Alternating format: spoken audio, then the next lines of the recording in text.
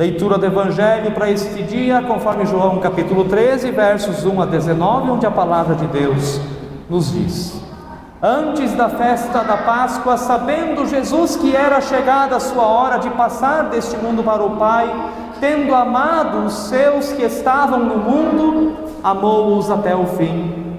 Durante a ceia, tendo já o diabo posto no coração de Judas, filho de Simão Iscariotes, que traísse Jesus, sabendo este que o Pai tinha confiado tudo às suas mãos e que ele tinha vindo de Deus e voltava para Deus, levantou-se da ceia, tirou a vestimenta de cima e, pegando uma toalha, cingiu-se com ela. Em seguida, Jesus pôs água numa bacia e começou a lavar os pés dos discípulos e a enxugá-los com a toalha que estava cingido. Quando se aproximou de Simão Pedro, este lhe perguntou: Vai lavar os meus pés, Senhor? Jesus respondeu: O que eu faço você não compreende agora, mas vai entender depois. Então Pedro disse: O Senhor nunca lavará os meus pés. Ao que Jesus respondeu: Se eu não lavar, você não terá parte comigo. Então Pedro lhe pediu: Senhor, não somente os pés, mas também as mãos e a cabeça. Jesus respondeu: Quem já se banhou não precisa lavar nada, a não ser os pés, pois quanto ao mais, está todo limpo. E vocês estão limpos, mas não todos, pois ele sabia quem era o traidor. Foi por isso que disse: Nem todos estão limpos. Depois de lhes ter lavado os pés, Jesus pôs de novo as suas vestimentas e, voltando à mesa, perguntou-lhes: Vocês compreendem o que eu lhes fiz? Vocês me chamam de mestre e de senhor, e fazem bem, porque eu o sou. Ora, se eu, sendo senhor e mestre, lavei os pés de vocês, também vocês devem lavar os pés uns dos outros, porque eu lhes dei o exemplo para que, como eu fiz, vocês façam também.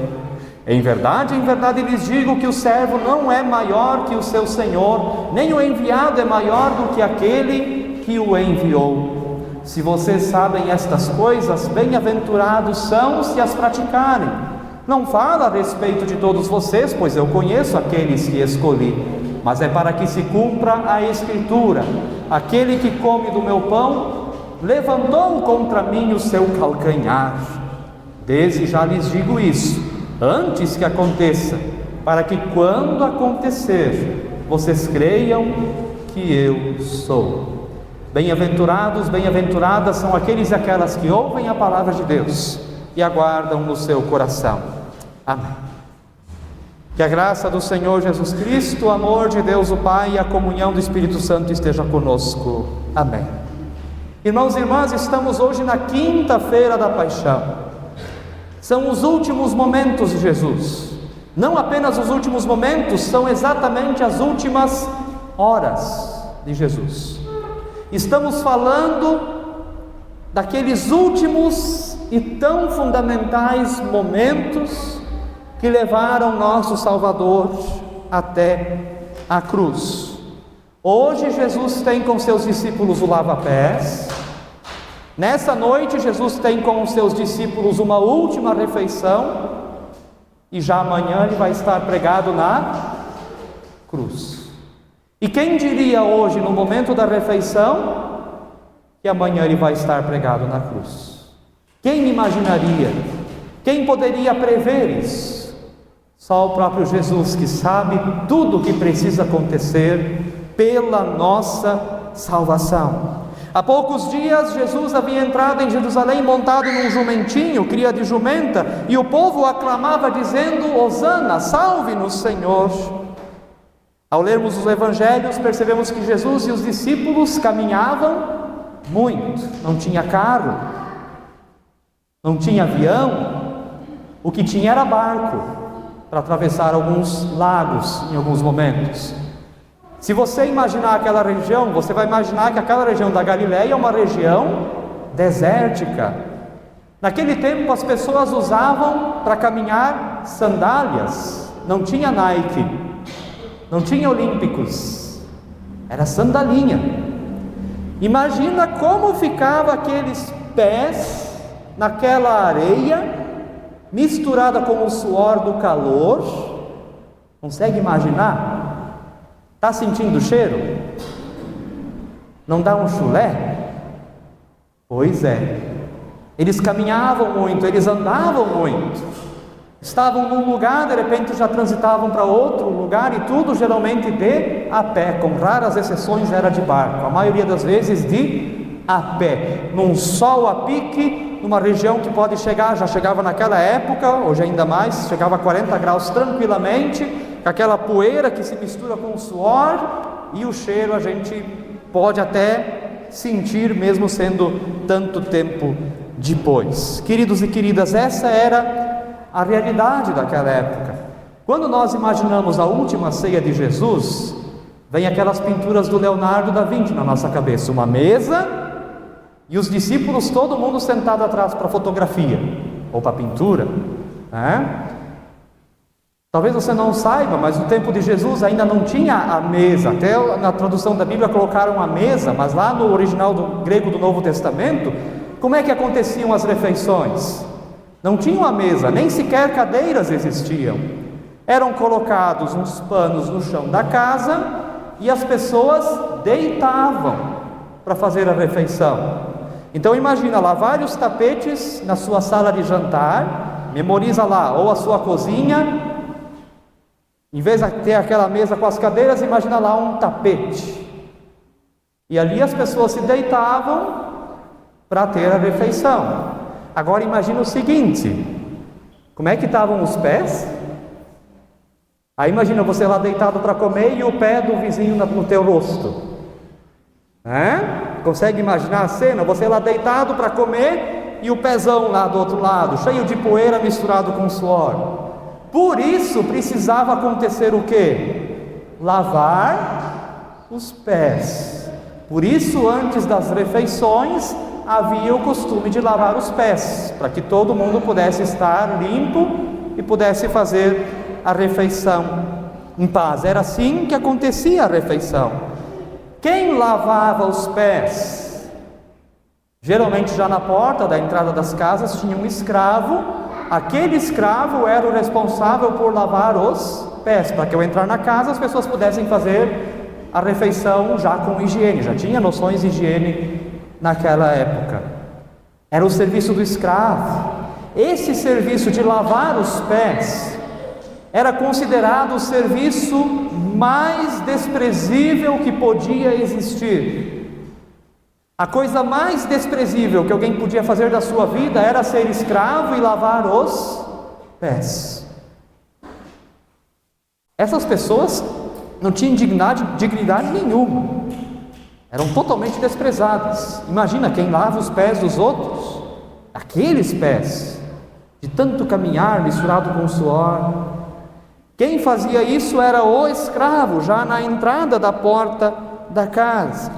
Quem considerava ter algum valor não se humilharia ao ponto de lavar os pés de outras pessoas. Quem tinha um pouco de dignidade e orgulho, podemos dizer hoje, nunca se rebaixaria a lavar aos pés dos outros. Isso era coisa de escravo fazer. Isso era coisa que eles deviam fazer. Queridos e queridas, e daí de repente naquela noite, que é a última noite de Jesus, algo surpreendente acontece. De repente aquilo que o escravo devia fazer, quem faz? Jesus. Jesus, a quem os discípulos chamam de Mestre e Senhor. Os discípulos sempre se referem a Jesus, Mestre, Senhor. E agora aquele que é chamado como Senhor faz o serviço de lavar os pés. Jesus, sabendo que o Pai tinha confiado tudo em suas mãos e que tinha vindo de Deus e voltava para Deus, levantou-se da ceia, tirou a vestimenta de cima e pegando uma toalha, cingiu-se com ela. Em seguida Jesus pôs a água numa bacia e começou a lavar os pés dos discípulos e a enxugá-los com a toalha que estava cingida. Pensa nisso. Não é o escravo que está lavando os pés dos discípulos, é o Senhor que está lavando os pés dos discípulos. Nós trabalhamos bastante ontem no ensino confirmatório, quem é Jesus? Jesus é Deus, tão Deus quanto Pai, tão Deus quanto Espírito Santo. Deus lava os pés. Deus faz aquilo que era a função dos escravos. Jesus é Deus, é a segunda pessoa da Trindade. Por meio dele tudo foi criado, nos diz João capítulo 1. E agora Deus, que criou tudo que existe, está lá lavando os pés dos discípulos. Gente querida, isso confunde a nossa cabeça, como confundiu a cabeça de Pedro. E eu tenho certeza que a gente julga o Pedro, o Pedro, né? O Pedro não quis que Jesus lavasse os seus pés, mas olha, eu acho que eu também não ia, no primeiro momento, né? Opa, não é, isso eu não esperava, espera aí. E Jesus explica para Pedro aquilo que está acontecendo. Queridos irmãos, queridas irmãs, o Senhor, a segunda pessoa da Trindade, começa a lavar os pés de seres humanos.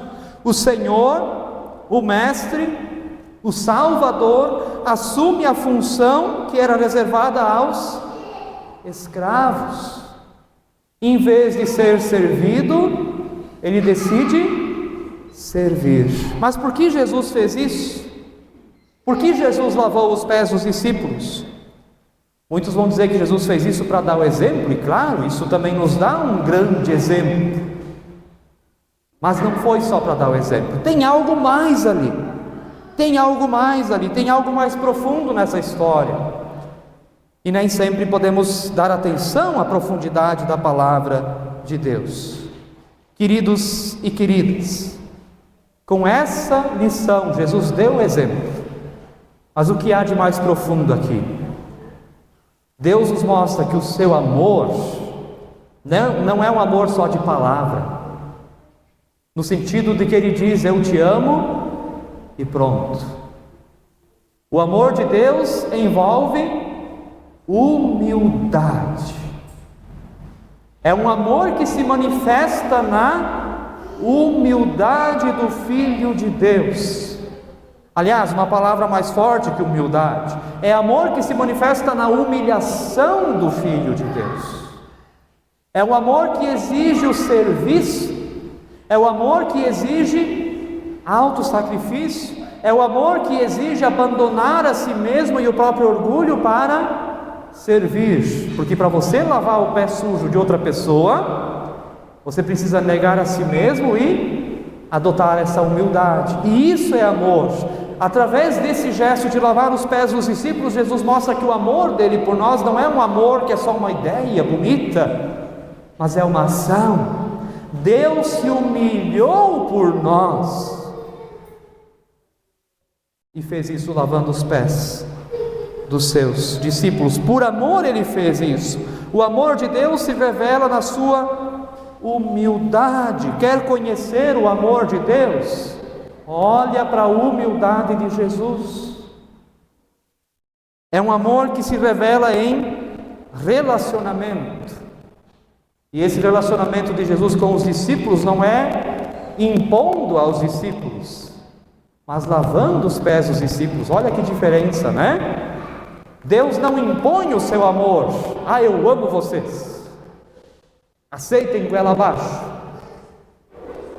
É de baixo para cima, ele lava os pés dos discípulos. Onde Deus mostra o seu amor? Deus mostra o seu amor na humildade, não no orgulho, não na prepotência, mas na humildade, no serviço. Ali Deus mostra o seu amor. O amor de Deus se tornou concreto na sua humildade, não apenas no lava-pés, mas ainda de maneira mais escancarada na humilhação da cruz, pois a humilhação do lava-pés, que em si já é tão dramática, não se compara à humilhação que Jesus vai sofrer ao ser pendurado na cruz. Lavar os pés dos discípulos já é uma humilhação voluntária de Jesus. Isso já nos assusta. Agora imagina quando ele é pendurado na cruz. É mais ainda. Mas essa é a parte de amanhã, e eu não quero invadir a parte de amanhã. Deus se humilhou por amor. Essa é a revelação do amor de Deus. Não há psicologia, filosofia ou teoria humana que explique esse mistério. O mistério de um Deus que decide se humilhar para servir só pode ser compreendido pela fé, e por isso mesmo que é um mistério profundo. Deus não é alguém inacessível, mas tão acessível que lavou os pés dos discípulos. Deus não revela a nós o seu amor só em palavras, porque a palavra sai muito fácil. Deus revela o seu amor a nós em gestos, ações, serviço, na humildade. Ali onde há humildade, ali está o amor de Deus. Onde há soberba e orgulho, certamente ali não está a presença de Deus, pois o amor de Deus pressupõe a humildade. E nós vemos isso de maneira mais concreta em Filipenses 2, 5-8, onde o apóstolo Paulo nos diz: Cristo Jesus, mesmo existindo na forma de Deus, não considerou o ser igual a Deus algo que deveria ser retido a qualquer custo. Pelo contrário, ele se esvaziou, assumindo a forma de servo, tornando-se semelhante aos seres humanos e reconhecido em figura humana.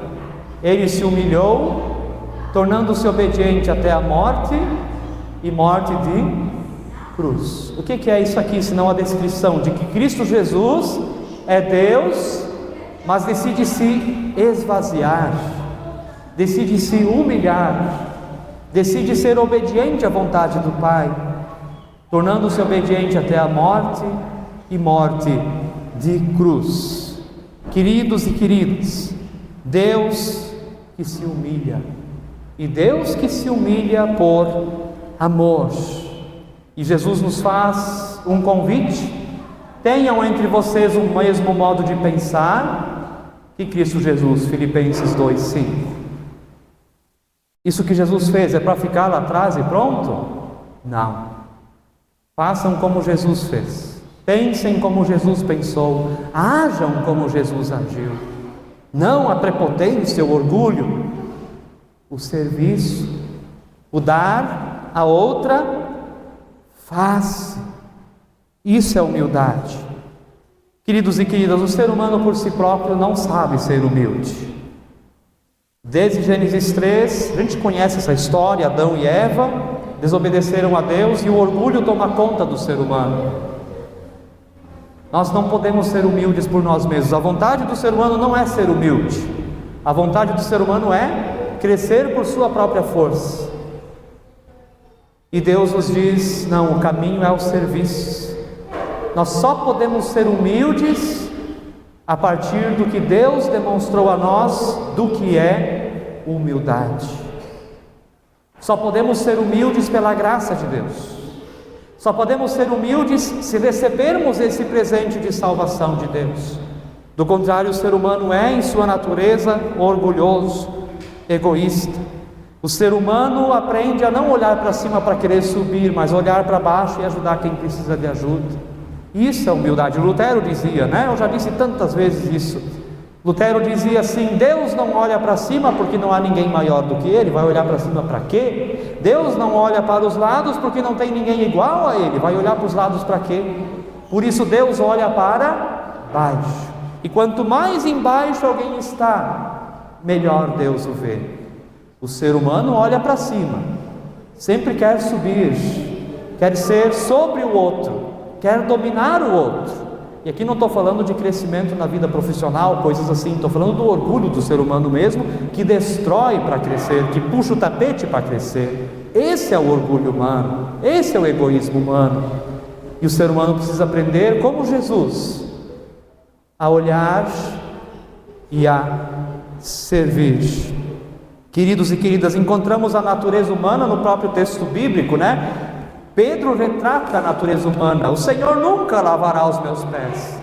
Esse é o ser humano no seu egoísmo, na sua prepotência. Não, humildade não. Eu quero ser servido, servir? O Senhor nunca vai lavar os meus pés. O Senhor é Senhor. O Senhor para cima, e quando o Senhor vai para cima, eu vou junto. Eles ainda imaginando que Jesus ia tomar o poder do Império Romano, né? Que ia ser um rei.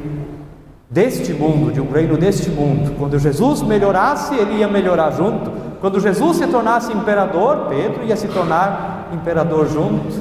O Senhor nunca vai lavar os meus pés.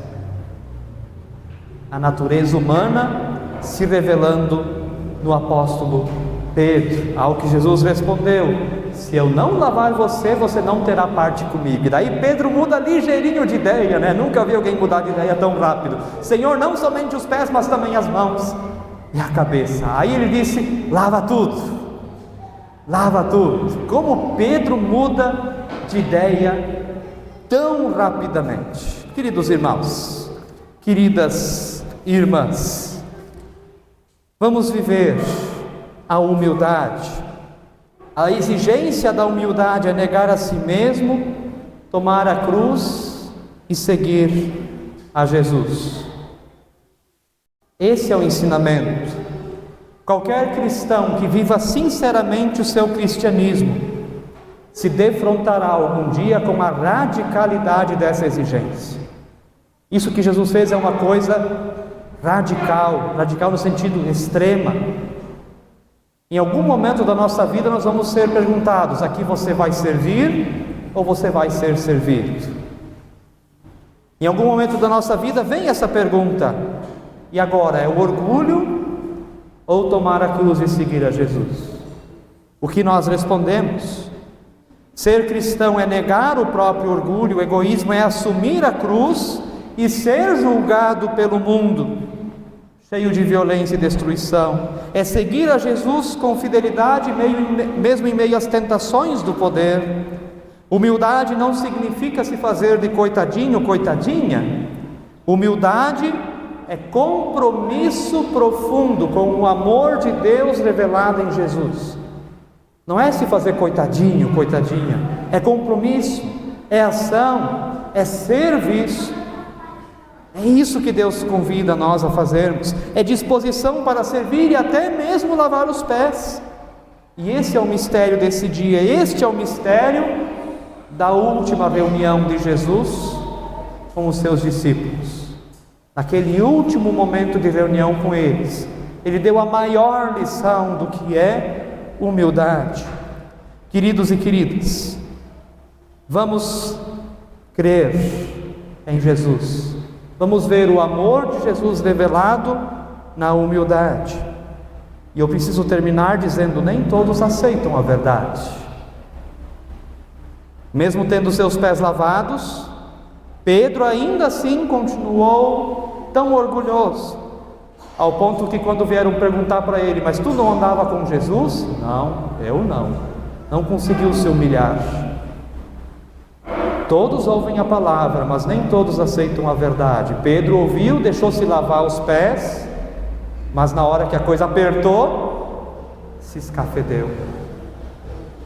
Judas continuou com seu plano de trair Jesus por míseras moedas de prata. Você consegue imaginar o mau negócio que esse homem fez? Ele trocou o maior tesouro que Deus já mandou para esse mundo, que é seu próprio filho, por 30 moedas de prata. Ele trocou toda a riqueza deste mundo por 30 moedas de prata.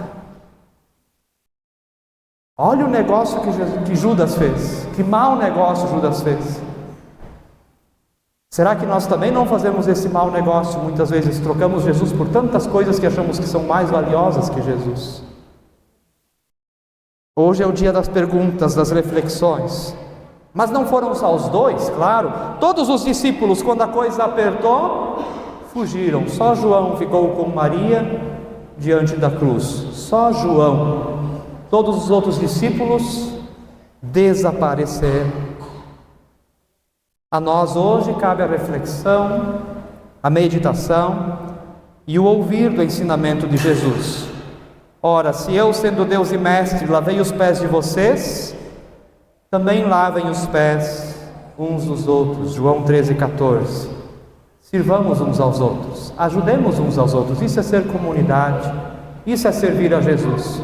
Buscai, pois, em primeiro lugar o reino de Deus e a sua justiça, e todas as outras coisas vos serão acrescentadas. Não vamos negar Jesus como fez Pedro, não vamos trocar Jesus por 30 moedas de prata ou qualquer outra coisa, como fez Judas. Não vamos fugir da responsabilidade, como fizeram quase todos os discípulos. Vamos assumir esse compromisso e estar com Jesus.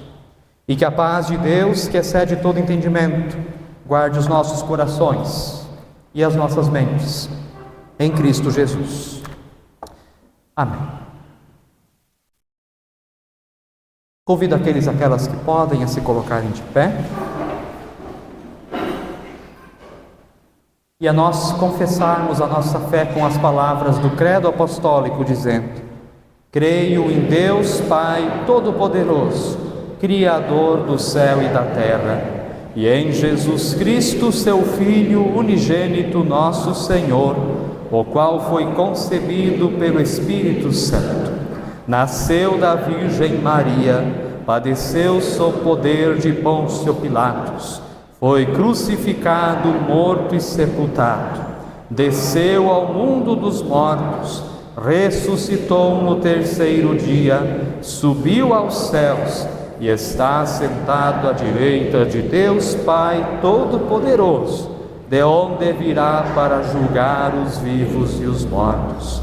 Creio no Espírito Santo, na Santa Igreja Cristã, a comunhão dos santos, na remissão dos pecados, na ressurreição do corpo e na vida eterna. Amém.